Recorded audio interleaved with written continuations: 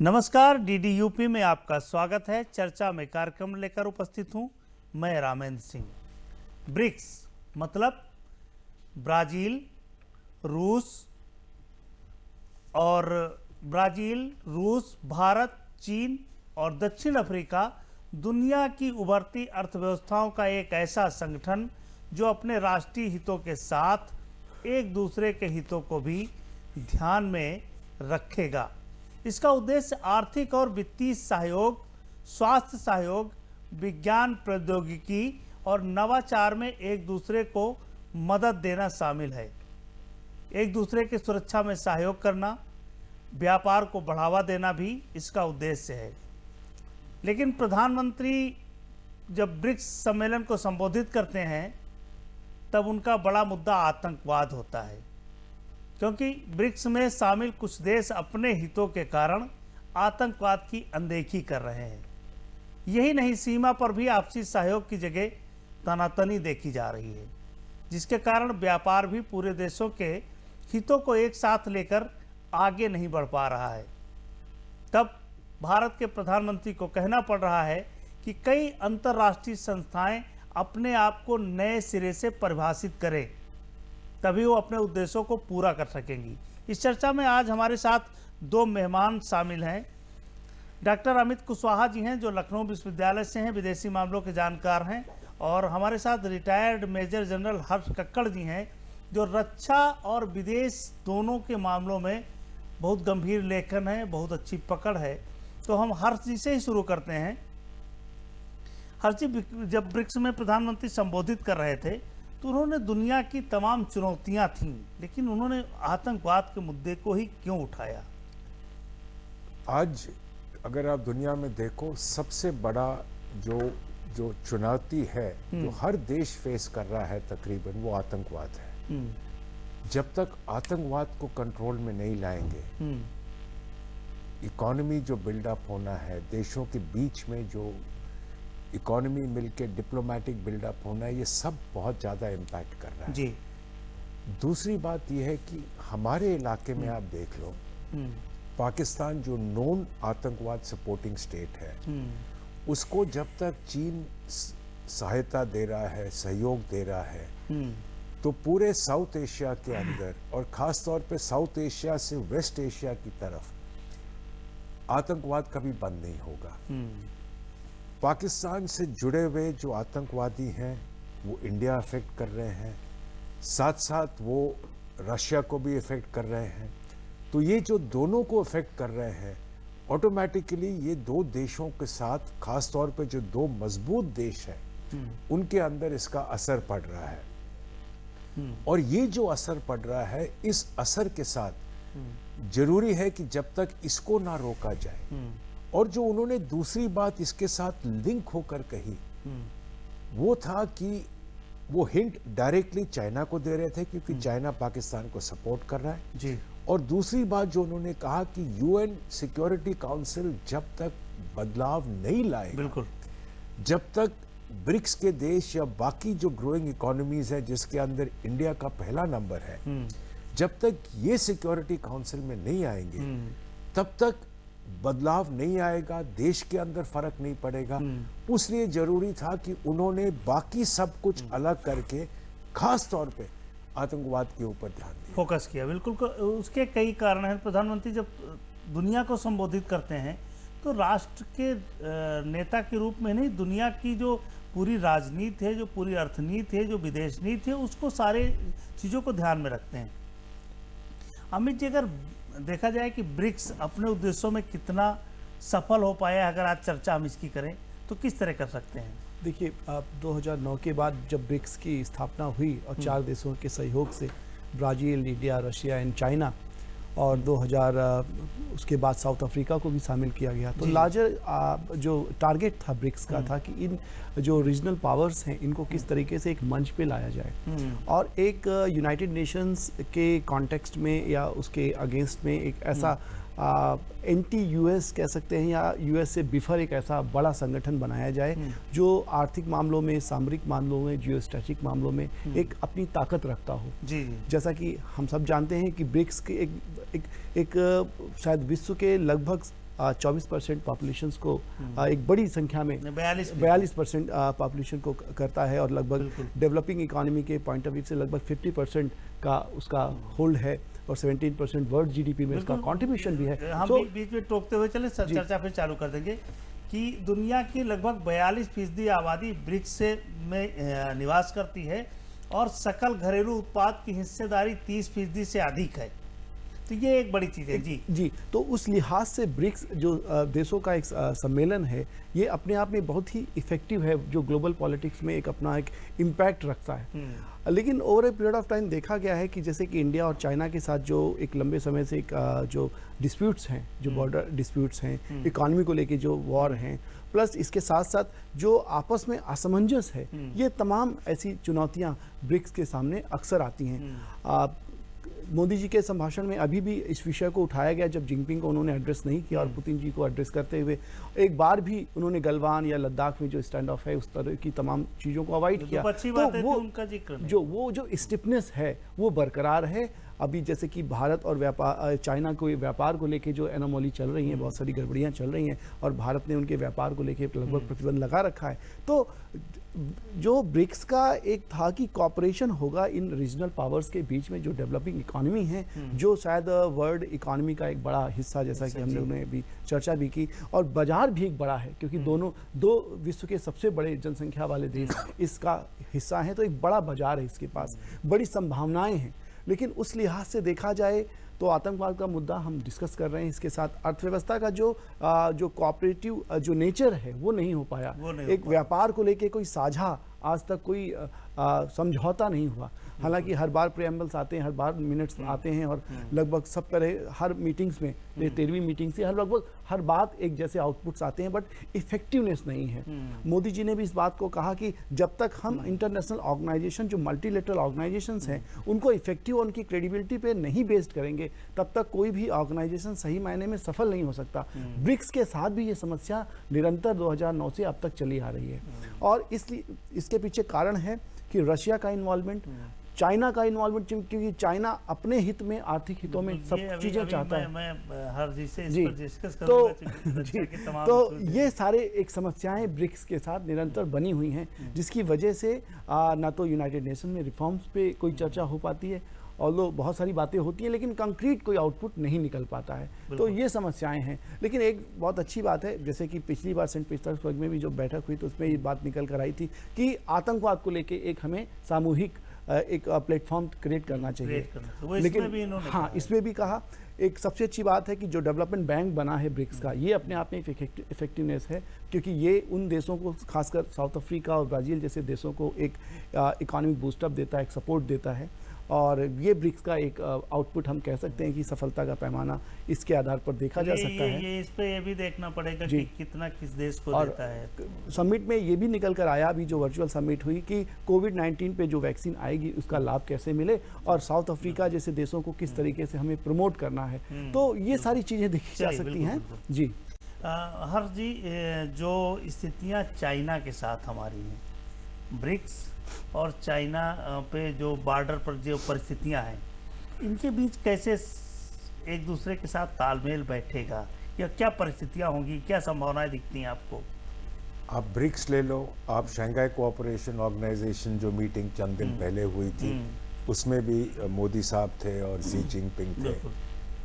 अब इन सब ग्रुप्स जो हैं, इसके अंदर एक पॉलिसी बनी हुई है कि बायलैटरल मैटर्स बीच में डिस्कस नहीं होंगे। इमरान खान ने कोशिश करी थी कश्मीर को रेज करने के लिए और मोदी ने बोल दिया था कि कोई लोग हैं जो चार्टर के खिलाफ बात करते हैं।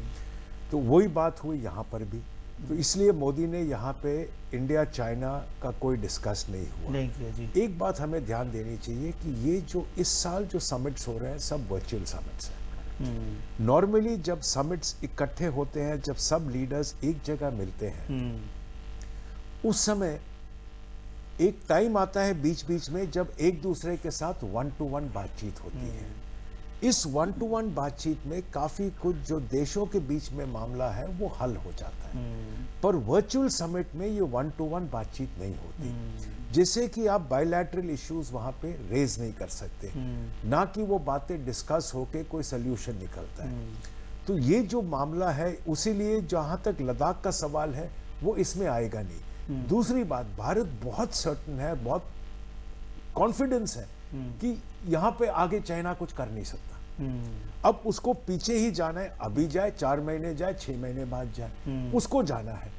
हमारी सेना वहां तैयार है, उनका जो अकोमोडेशन है, विंटर क्लोथिंग है, स्टॉकिंग है, सब हो चुका है, और हमारे सोल्जर्स हार्डेंड है। हर तीसरा टेन्योर उनका हाई एल्टीट्यूड होता है, तो उनको ऐसे इलाकों में रहने में कोई दिक्कत नहीं है। जो चीन के सोल्जर्स हैं वो हर 2 हफ्ते बाद उनको बदली करे जा रहे हैं, क्योंकि उनकी आदत नहीं है इस इलाके में रहने को। हम लोग 2-2 महीने बाद, 3-3 महीने बाद बदली कर रहे हैं। तो ये जो फर्क है, इसलिए जो कॉन्फिडेंस आ गया है हमारी सरकार के अंदर कि अब हमें चीन से ऐसा कोई खतरा नहीं है, ना हमें ये बात रेस करनी है। हम बाकी ग्लोबल बात करें, जो ब्रिक्स के, जो दुनिया के देशों को जो सोचना है, सुनना है, और जिससे बाकी लोगों के ऊपर असर पड़े, तो हम वही बात रेस करेंगे। टेररिज्म बात नहीं करेंगे, हमने चीजें दिखा दी, वो तो है। और क्योंकि वो कॉन्फिडेंस है, उसलिए इंडिया लद्दाख के बारे में या बॉर्डर इश्यूज के बारे में या बायलैटरल इश्यूज के बारे में, आप चाहे एससीओ ले लो, चाहे ब्रिक्स ले लो, चाहे आप ईस्ट एशिया समिट जिसमें जयशंकर बैठे हुए थे, चाहे जो समिट ले लो, उसमें इंडिया कहीं पे भी बॉर्डर इश्यू रेज नहीं कर रहा, क्योंकि कॉन्फिडेंस है कि हमें कोई जल्दी नहीं है, और हम ना उनके पीछे पड़े बातचीत के लिए। बातचीत वो मांग रहे हैं, हमने अपनी ऑप्शन वो दे रहे हैं, हमारी स्थिति मजबूत है और हम बैठे हुए हैं। ये बड़ी बात है जो हर्ष जी कह रहे हैं, क्योंकि डिफेंस के मामले में हर्ष जी के लेग चाइना और पाकिस्तान पर बैन है। लोग सरकारों ने कहा कि इनके लेग मत पड़िए, तो भारतीय जो रक्षा की चीज़ें हैं वो बेहतर तरीके से हर्ष जी रख पा रहे हैं हमारे साथ।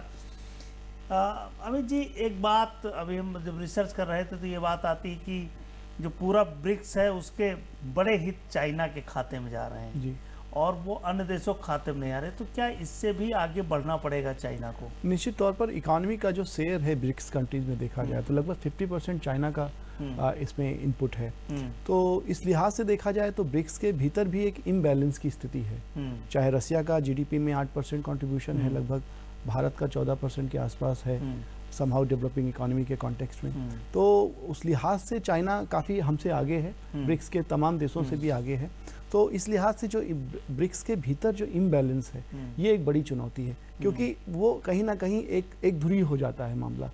और जब भी कोई चर्चा आती है तो चाइना का स्टैंड और चाइना की बातें और चाइना के जो उसकी अपने प्रोपेगेंडा हैं, जो उसकी रक्षा नीति हैं, स्ट्रेटजिकली जो उसकी बातें हैं ग्लोबल पॉलिटिक्स में, वो कहीं ना कहीं तमाम बातों को ओवरशैडो करने लगती हैं। तो ये एक चुनौती है। इस वजह से भारत का लगातार ये प्रयास रहा है कि रशिया, साउथ अफ्रीका, ब्राज़ील जैसे देशों को ब्रिक्स के भीतर और मजबूत किया जाए। जैसे कि अभी साउथ अफ्रीका यूनाइटेड नेशंस में आपका नॉन परमानेंट मेंबर है, कुछ अभी 2022 के बाद ब्राज़ील आ जाएगा, भारत भी 2021 के बाद आ जाएगा। तो इस लिहाज से अगर देखा जाए तो भारत का प्रयास हमेशा ये रहता है कि इन देशों के साथ कैसे हम सामंजस्य बैठाएं, क्योंकि चाइना के साथ तो हमारे कुछ गड़े हुए मुद्दे हैं जिनको सुलझा पाना संभव नहीं है। जैसा कि अभी हर्ष सर ने भी कहा कि कुछ मुद्दे हैं जिसमें भारत की स्थिति मजबूत है। तो चाइना को किस तरीके से काउंटर किया जाए, ये रशिया और भारत की एक चुनौती है ब्रिक्स के भीतर, अगर ब्रिक्स को प्रासंगिक बने रहना। जी, अगर मजबूत करना है तो ये चुनौतियों को भी फेस करना पड़ेगा। One road one belt, Bharat कहता है कि हमारे क्षेत्र से होकर गुजर रही है, हमारा अधिकार का क्षेत्र है, और ब्रिक्स को भी चलाना, दोनों के बीच कैसे सामंजस्य बैठाएंगे? वही है जहाँ one belt one road one belt one road ले लो, OBOR जैसे कहते हैं, ये चाइना ने चारों तरफ फैलाया हुआ है। अब शुरू में सब देश आ गए, अब जैसे कोविड-19 फैलना शुरू हुआ, सबकी इकोनॉमीज गिरने लगी। अब चाइना फंस गया है क्योंकि इन्वेस्टमेंट इतना हो गया है, वापस कोई आ नहीं रहा, ना लोन्स दे पा रहा है। अब भारत ने उसको शुरू से बोल दिया कि हमें इससे कोई हिस्सा नहीं है, ना रशिया इसमें ज्वाइन कर रहा है। साउथ अफ्रीका थोड़ा बहुत उसमें इंटरेस्टेड है, पर अभी तक कुछ खास दिखा नहीं है। ब्राजील चाइना के काफ़ी पास है और चाइना से काफ़ी लोन्स भी ले रहा है। पर इससे जहां तक भारत ने ना बोला है उसमें ना बोला, और RCEP जो अभी साइन हुआ है आसियान नेशंस के बीच में, ये चाहे चाइना कह रहे हमारा इरादा नहीं था, ये आसियान नेशंस का है, पर दुनिया को पता है कि चाइना ने ही इसको पुश किया है। अब इन दोनों को जब भारत ने रिजेक्ट किया तो चाइना को तो लगा है कि भाई जो झटका लगा, क्योंकि बिना इंडिया ज्वाइन किए हुए जो पाकिस्तान के थ्रू सीपेक जा रहा है, बिना इंडिया का उसमें ज्वाइन करना, वो सीपेक वेस्ट है। उसे ना इनकम आएगी, ना पाकिस्तान रीपे करेगा, ना चाइना को कुछ वापस रिटर्न मिलेगा। तो उनका डेस्परेशन था कि इंडिया ज्वाइन करे। कोशिश लद्दाख का भी ये था कि प्रेशर डाले इंडिया के ऊपर, प्रेशर पार्टी इंडिया को नीज के ऊपर लाए और बोले भाई जो हम बोलते हैं आपको करना है।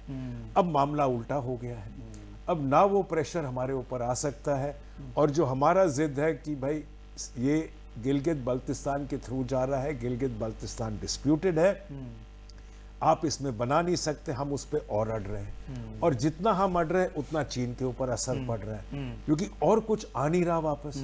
उनका ना पैसा आएगा, ना पाकिस्तान उनको दे पाएगा, और वो ऐसी तरह फंसा है कि अगर वो और डाले तो पैसा और डूब रहा है, वापस आना नहीं है। अब पाकिस्तान उनसे $2.9 बिलियन लोन ले रहा है अपना हिस्सा सीपैक के अंदर डालने के लिए, तो कहां से उनका तो आएगा? आया तो चाइना का ही हिस्सा, वो चाइना का ही है। अब चाइना से लोन लेके पाकिस्तान अपना बना रहा है, तो कहां से कितना आप डुबोगे उसमें? और जब तक भारत नहीं आएगा तब तक उसका कुछ फायदा नहीं है।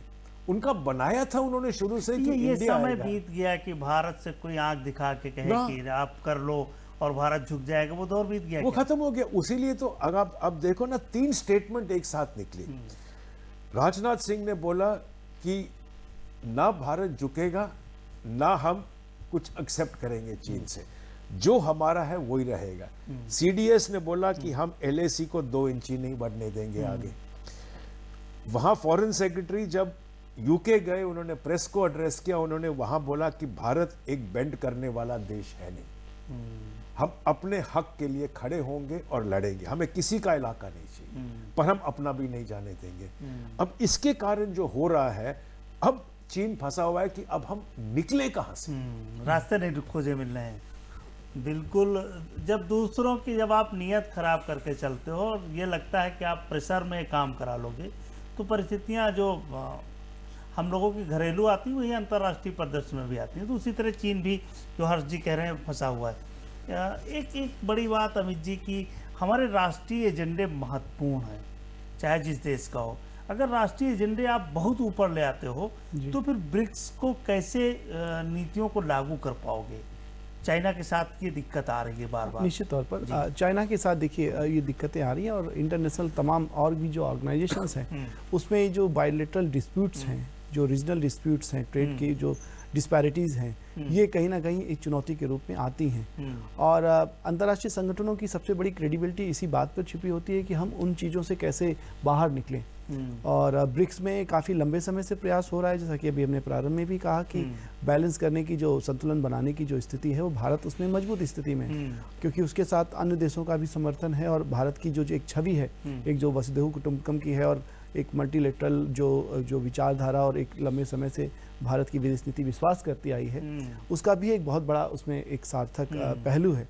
इस लिहाज से लेकिन चुनौतियां अपनी जगह हैं, अंतर्राष्ट्रीय संगठनों की जो प्रामाणिकता है वो अपनी जगह है, लेकिन रीजनल ये जो समस्याएं हैं ये निरंतर बनी रहती हैं। अंतर्राष्ट्रीय संगठनों की भूमिका भी इसी में समाहित हो जाती है कि हम इन रीजनल चुनौतियों को किस तरीके से साझा करें और अंतर्राष्ट्रीय पटलों पर कैसे लाएं। शायद उनकी जो रिलेवेंस है इंटरनेशनल ऑर्गेनाइजेशंस का, उसी में छुपा हुआ है। चुनौतियां हैं और उसको ख़त्म करने के लिए अंतर्राष्ट्रीय संगठन मेरे ख्याल से लगातार निरंतर प्रयास करते हैं, तमाम इस पर रेजोल्यूशंस भी आते रहते हैं। इस तरीके से एक संतुलन की स्थिति बनी रहती है अंतर्राष्ट्रीय राजनीति में। और एक बात हर्ष जी, और अभी आपके पास आते हैं अमित जी, राष्ट्रीय सुरक्षा परिषद का जिक्र बार बार आता है कि भारत को स्थायी सदस्य बनाया जाना चाहिए। प्रधानमंत्री ने कहा कि अगर 75 साल पुराने ये संगठन जो भी दुनिया के लिए बने हैं, अगर ये अपने में बदलाव नहीं करते हैं तो शायद दिक्कत होगी, यानी उनको नए सिरे से परिभाषित करना पड़ेगा कि इस समय आ गया, वक्त आ गया है कि भारत की बात दुनिया सुने। जरूर, उसीलिए चीन को छोड़ के बाकी जो 4 परमानेंट मेंबर्स हैं वो पूरा सपोर्ट कर रहे हैं कि भारत आए। बहुत देश सपोर्ट कर रहे हैं, सिर्फ 2-3 देश है।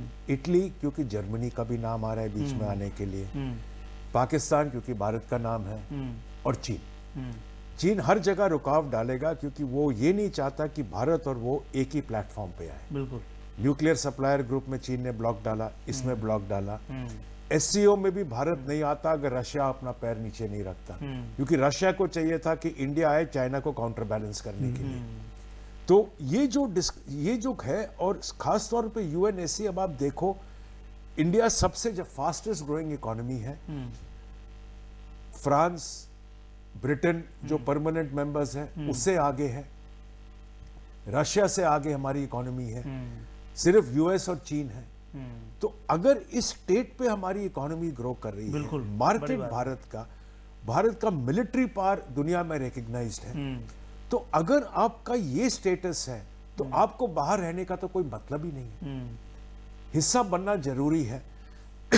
45 में जब बना था उस समय जो कंट्रीज जो जर्मनी के खिलाफ खड़े थे वो यूएस, रशिया, फ्रांस, ब्रिटेन, तो ये चारों बन गए। जो उस समय ऑफर आया भारत को, हमने चीन को दे दिया, चलो चीन आ गया अंदर। पर अब स्थिति पूरी बदल गई है। अब आप अगर वही 45 या 55 का मॉडल लेके चलो 2020 में, तो उसीलिए तो यूएनएससी से कोई एक्शन नहीं लिया जा रहा, कोई डिसीजन नहीं आ रहा, कहीं ना कहीं बीच में प्रॉब्लम है। और अंत में अगर ऐसे ही चलेगा तो यूनाइटेड नेशंस जो ऑर्गेनाइजेशन है सिर्फ नाम के लिए रह जाएगा, कोई उनकी बात नहीं सुनेगा, और वो बस खड़ा है क्योंकि खड़ा हुआ है, किसी ने 45 में खड़ा किया आपका बयान आ जाएगा और उसको लोग सुन लेंगे कि भाई इन्होंने बयान दिया, वही उससे ज्यादा कुछ नहीं होगा। ये बात प्रधानमंत्री जी ने कही है कि विश्व व्यापार संगठन WTO और अंतर्राष्ट्रीय मुद्रा कोष IMF और विश्व स्वास्थ्य संगठन WHO इस जैसी वैश्विक जो संस्थाएं हैं उनकी विश्वसनीयता कम हुई है, इसको कैसे मजबूत किया जाए, इस पर चर्चा की। क्या लगता है आपको? जैसा कि मोदी जी ने भी इस बात को बड़ी ही एग्रेसिवली कहा कि लगभग 75 साल हो गए और इन ऑर्गेनाइजेशंस का जो सेटअप था वो बहुत ही पुराना है, उस पुराने पैटर्न पे है, उस जियो पॉलिटिकल और उस जियो पॉलिटिक्स के उस सिनारियो में सटीक बैठता था जब सेकेंड वर्ल्ड वॉर ख़त्म हुआ था। और तब ब्राज़ील, रशिया और भारत और साउथ अफ्रीका जैसे देश, तब तो रशिया था नहीं, USSR जैसी बड़ी व्यवस्था थी, वो देश नहीं थे पिक्चर में। अब आज के संदर्भ में 2020 के संदर्भ में चीज़ें बहुत बदल गई हैं। आज मल्टीपोलर वर्ल्ड हो गया है जिसमें तमाम ताकतें उभर कर आई हैं। भारत जिसमें से एक प्रमुख ताकत के रूप में, एक आर्थिक ताकत के रूप में, एक सामरिक ताकत के रूप में उभर कर आई है। उस पैमाने से अगर देखा जाए तो अंतर्राष्ट्रीय संगठनों की जो क्रेडिबिलिटी है वो क्वेश्चन मार्क लगता है। अभी जैसे कि कोविड-19 के इस समय देखा गया कि WHO एक लेमैन की तरह नजर आया, बहुत ही इनइफेक्टिव ऑर्गेनाइजेशंस दिखा, उसके जो स्टेटमेंट्स रहे बड़े ही एम्बिगुअस रहे, बड़े ही भ्रांति फैलाने वाले रहे, भ्रामक थे। और इसके साथ साथ WTO का, जैसे कि वैश्वीकरण के बाद आज सब लगभग सारे देश अपने प्रोडक्ट को लेकर लोकल फॉर वोकल हो रहे हैं और अपने made in India, made in China, इस तरह की चीज़ें लगातार डिस्कोर्स में आ रही है और आर्थिक व्यवस्था फिर से देशों पर केंद्रीकरण होने लगा है। तो वैश्वीकरण के उस माहौल में WTO का जो एक व्यापारिक संबंध बनाने की जो बात थी वो भी कहीं ना कहीं आज एक चुनौती के दौर से गुजर रही है। इसके साथ साथ जो सुरक्षा के जो मानक थे सेकेंड वर्ल्ड वॉर के बाद और आज के संदर्भ में बिल्कुल बदल चुके हैं।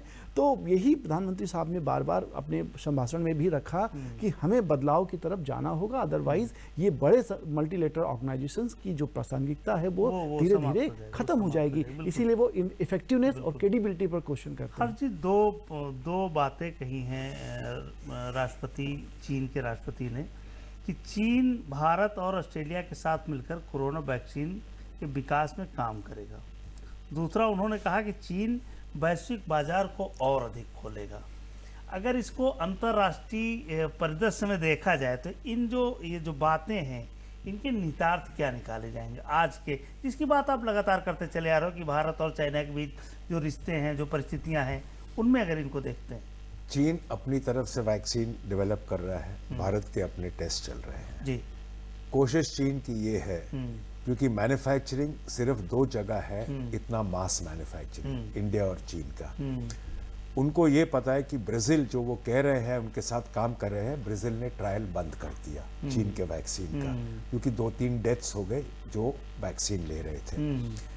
अब चीन अपने अंदर ट्रायल कर रहा है, मुश्किल से कहीं पाकिस्तान में उनको मुर्गा मिल जाएगा, नहीं तो और कोई मिलेगा नहीं। ठीक है, तो इस स्थिति में चीन ये चाह रहा है कि जो वैक्सीन भारत निकाले वो चीन भी मैन्युफैक्चर करे। उनकी वैक्सीन जो चीन की प्रोड्यूस्ड वैक्सीन है, कोई देश भरोसा नहीं करता है, भरोसा कमी है। जो भारत से वैक्सीन निकलेगी, और भारत का पहले ही टाई अप हो चुका है यूके से, यूएस से, तो वहां पे जो भी वैक्सीन निकलेगी भारत मैन्युफैक्चर करेगा। तो अब चीन कोशिश कर रहा है कि अगर ये हो जाए तो उनको भी फायदा हो। ये उन्होंने कहा है, ये किसी फाइनल एग्रीमेंट में नहीं है, ना कि कोई फाइनल रिकॉर्ड्स में है, ये उनका प्रपोजल है। जहां तक लग रहा है भारत उसको एक्सेप्ट नहीं करेगा। बिल्कुल, भारत उसको एक्सेप्ट नहीं करेगी। देखिए, 2-3 चीज़ें इस चर्चा में निकल के आई हैं। एक, भारत मजबूत स्थिति में है, भारत का जो नेतृत्व है बहुत मजबूत है। अब ये इस दबाव में नहीं रहता भारत कि कोई दबाव डाल के उससे अपनी नीतियों को मनवा ले। ब्रिक्स जब बनाया गया था तो उसका भी उद्देश्य यही था कि सारे देश मिलकर के आगे बढ़ेंगे। भारत अपनी नीतियों के साथ ब्रिक्स में शामिल हुआ है और अपनी नीतियों के साथ ही आगे बढ़ेगा। ये हमारे नेतृत्व ने सीधे सीधे संदेश दे दिया है। और ऐसे जितने भी संगठन हैं वो मानव सेवा के लिए बनाए गए हैं, दुनिया बेहतर रहे इसके लिए बनाए गए हैं। ये चलते रहें, लेकिन अपने राष्ट्रीय एजेंडों से अलग हटकर दुनिया के लिए भी लोग सोचेंगे, तभी ऐसा हो पाएगा। इसी के साथ इस कार्यक्रम को विराम देते हैं। नमस्कार।